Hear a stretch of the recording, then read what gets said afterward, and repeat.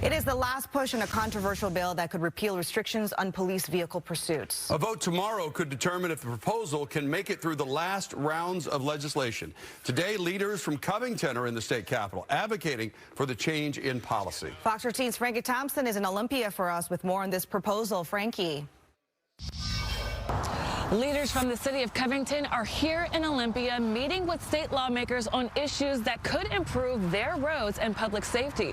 And they say this does include supporting legislation that could potentially change Washington's current police pursuit laws.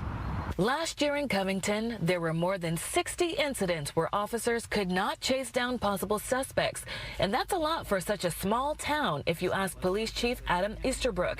He says then and now, his officers can't pursue suspected criminals because Washington laws don't allow it. Those decisions have consequences for us and for the public. And if the legislature wants to ignore the police pursuit problem, we may have the same issues we've been having, which I don't think a lot of people are really satisfied with.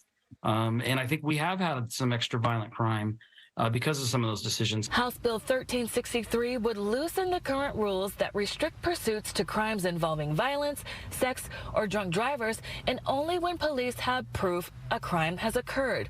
This is a change Covington leaders say they're advocating for at the state capitol. The reasonable suspicion standard is something that we feel that our officers have to have in their toolkit so that they can respond when they need to, as opposed to trying to develop some higher threshold where they're just not able to do that in a pursuit situation. The officials are meeting with lawmakers to discuss a list of priorities that could improve their neighborhoods, but say public safety is top priority and addressing the current pursuit laws is essential. To provide the tools that our officers need to really help them do their job in a safe way and in a way that really provides safety for all of us. House Bill 1363 would not be a return to the old rules entirely. It calls for extra training to qualify officers to initiate pursuits, extra communication with local law enforcement during the chase to keep bystanders out of harm's way, and extra emphasis on ending the pursuit by stopping the suspect as soon as possible. We have to be the ones that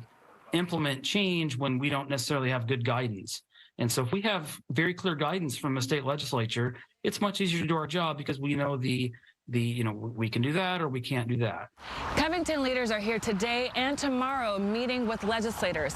The bill has to pass tomorrow's vote out of committee and then read into the record on the floor in order to meet the deadline for new legislation.